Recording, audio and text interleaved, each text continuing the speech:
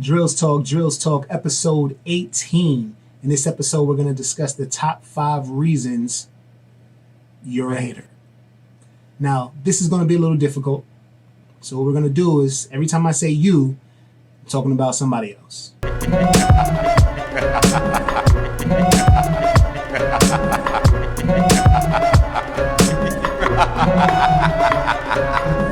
So, this is based off of a blog I wrote a while back entitled Hi Haters, and the blog link can be found in the description. Please like, comment, and definitely subscribe if you haven't subscribed. New blog every Monday, new vlog every Wednesday, and I release a new track, beat, instrumental, every Friday. So please join us. Number one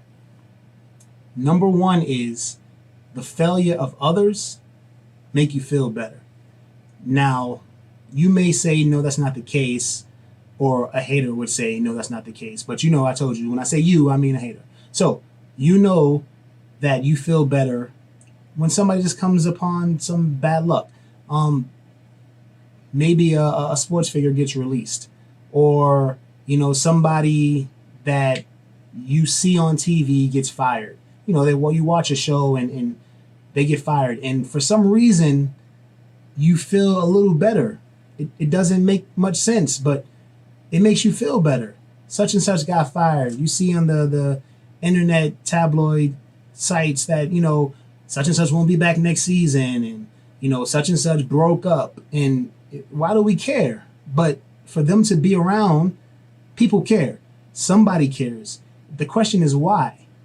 Why is it making you feel better? It doesn't make much sense other than you're a hater. Right? I mean, yeah. So, what can you do about that? You can ask yourself, why am I feeling better because of the misfortune of this person? This person has nothing to do with me. It's not going to make my life any better than it is now, but I'm getting some sort of gratification out of it. What you need to do is ask yourself why you are. Why does that make you temporarily feel better?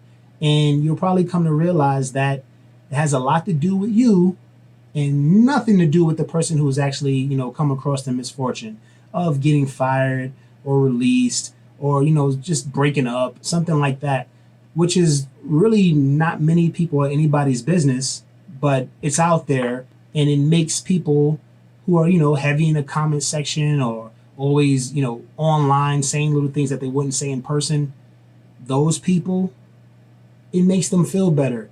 And those people have jobs and make money, and they spend money and time on doing this stuff. But they're flawed people because they're haters. And they're not wanting to know why. They just go. If you're watching this and you happen to be a hater or have little traits like that, or, this trait, for instance, kind of makes you think, hey, hold up. What did you say? Yeah, I do catch myself doing that, and I have no explanation for it. I think that you would want to continue listening to the video and see how many of these actually hit home. But number one is definitely a problem. You feel better based off of the misfortunes of others. Doesn't make sense. Number two is when you dislike a person, but you can't figure out why you don't dislike, why you dislike them. So what's that about? You don't like the way this person what? You got to ask yourself that.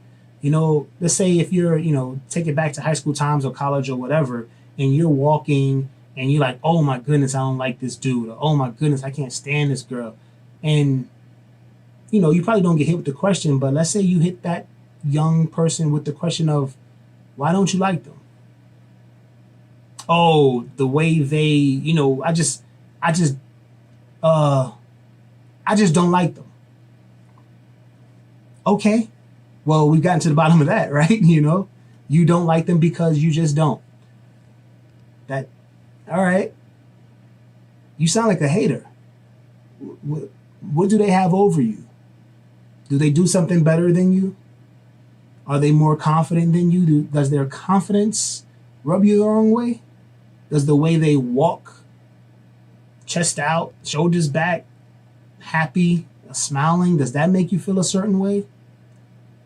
What is it? I mean, it has to be something. What? Do they have money?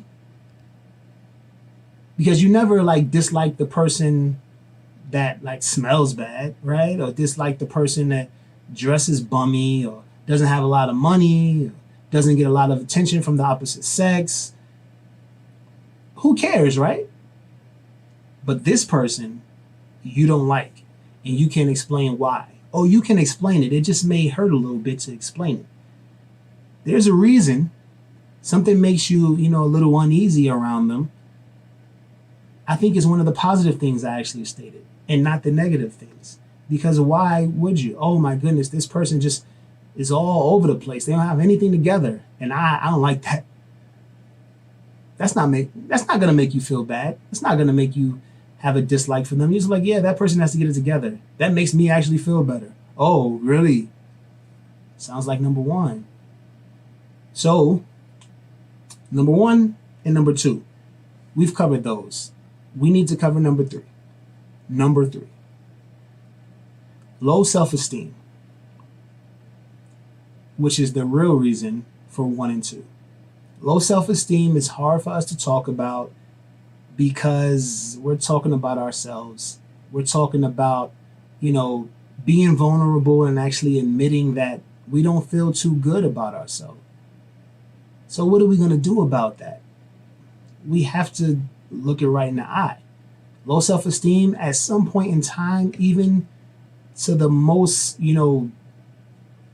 energetic, outspoken, extroverted person, there's a point in time where their self-esteem is low. It can be because of many things, but it gets better, and it doesn't result in needing someone else to do bad or disliking people who are doing good or well. Let's just, I'm the only one talking, right? So let's just talk about me. So self-esteem, I've always been known to be, cocky or, borderline conceited. And, I've went through my things also. Like I've gotten to the point of being very comfortable in my skin. I've gotten to the point of, being comfortable in any circle I'm in. But it wasn't always that way. I remember being younger and, feeling a little out of place when I was put in places that I was told I belonged. Like say, for instance, when, you're in high school and you're getting good grades and they put you in these, quote unquote, smart classes. I go in there and it's a lot quieter than the other classes I was in. It's a lot less people. The teacher gives you more attention. I'm like, whoa, like this is kind of intense. Why am I here?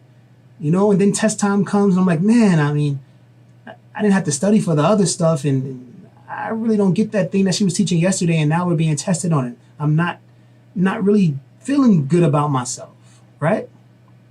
It happens. But I don't want the person who has the highest grades in the class to fail. And I'm not pointing and laughing at the person who will fail. Because that's not gonna make me feel better about myself, at least not long term if it does. So what I need to address is, why don't I feel I belong? Well, I'm so used to, pretty much not trying and doing well. But this requires me to put in effort. So that's why, my self-esteem at that time, at that moment, in that situation was a little low. And it happens in plenty of situations. Maybe, you're very into your looks and you're having a really bad hair day and you just threw on a hat and you went off, for your day. And somebody in your office or in your class or somebody, it's going to be around you for hours of that day, happen to get their hair done the prior day. So their hair is looking great. How are you feeling about having that hat on right now? And if you take it off, it's just craziness going on. Probably not very well, right? But you shouldn't want that person to maybe mess up their hair or something come out of their hair, or, just to make you feel better. No, you're having a bad day. You're not having a bad week or a bad life. Just understand that I'm temporarily feeling a little low, but I will get back. The only thing lacking right now is my hair. For my instance, the only thing lacking right now was confidence that I can learn the material and be tested on the material and pass it. It's temporary. But a lot of us take what's supposed to be a temporary situation and make it permanent by focusing on number 4. And number 4 is external focus. So external focus is you worrying about everybody except yourself. We've realized that, okay, well, maybe we have low self-esteem or self-esteem issues. Let's acknowledge that. Let's tackle it. We're looking here and there and there and there. Okay, I feel great because this person sucked. Okay, I feel bad because this person's doing great. When are you ever going to get yourself together? When is that going to occur? It has to occur, right?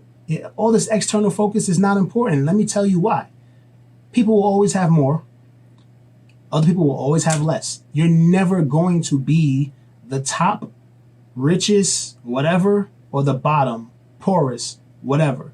You see, a homeless person walking in the street and they eat every day. You go to another country and there's people who haven't ate in 3 days, but they have a shack to go to. I mean, you just never know.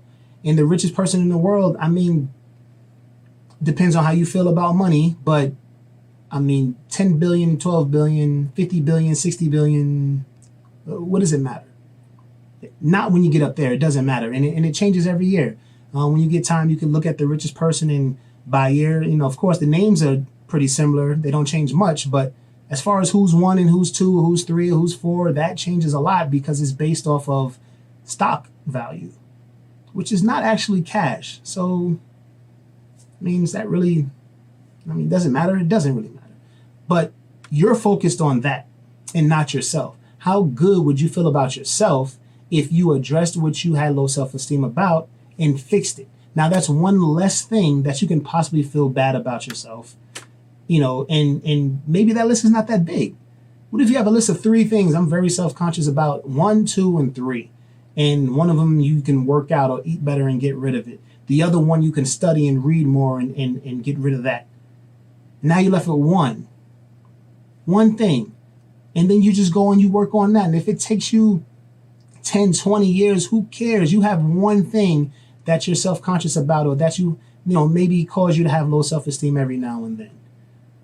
Who cares?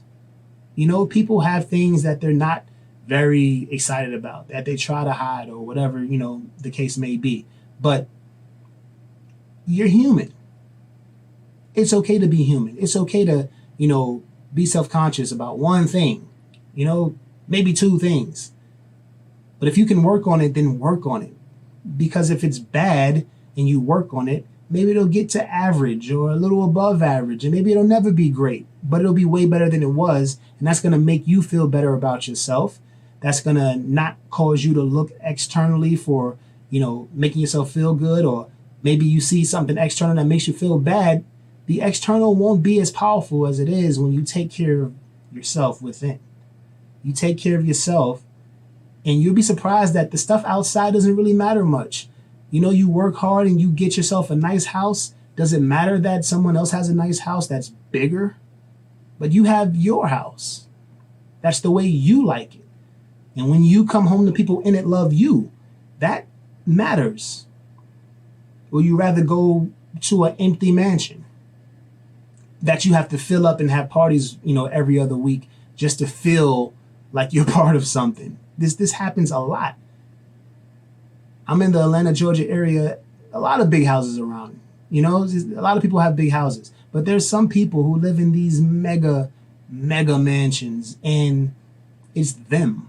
And maybe, the housekeeper, butler if they have them, the person who cuts the grass, nobody is there that actually loves them or cares about them. So you might want to consider being happy with what you have, what you work for. But you can't even get to that point unless you start leaving the external stuff alone. External focus has to go. Number 5. Number 5 is denial of your hatership. And yes, I made hatership up. It's mine now. It's on YouTube. I'm going to trademark it. I'll use it later. Maybe an ebook or something. But denial of your hatership. So what that is going through 1, 2, and 3, and 4. If it all made sense, and you still say, okay, well, I'm not a hater. Yes, I do feel good sometimes when people, run into issues in life, and I'm like, yeah, you're not perfect. Or some people, when they come in your presence and you just don't like them, and you can't explain it. Yeah, I do that too, but I'm not a hater. So self-esteem issues. Sometimes everybody has it, right? Yeah, I guess. And your external focus, which you've already confirmed in 1 and 2, is there. So now 1, 2, 3, and 4, and you're still kind of saying, no, I'm not a hater. You are. But it's not a death sentence. Now, I wrote about this. The blog link is in the description a while ago. And, you can be a hater in a moment. The problem is staying one. You know the issues. You see yourself doing these things. You don't want to be a hater. Or maybe you do. Or maybe you like being a hater, but this one's not for you. But the people who acknowledge that, okay, maybe I do some of this stuff and I don't want to be acknowledged as a hater. I want to get my own. I want to get myself together.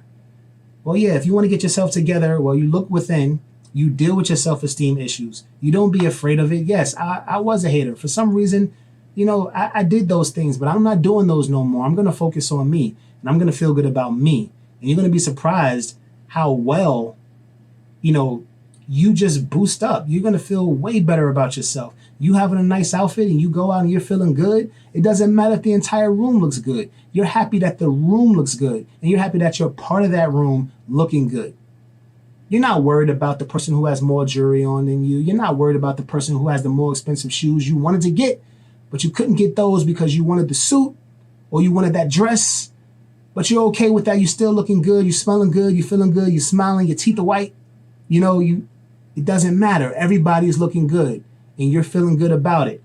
That's what you want. That's what you need. That's life. That's not being a hater. Putting your best foot forward. You being your best self.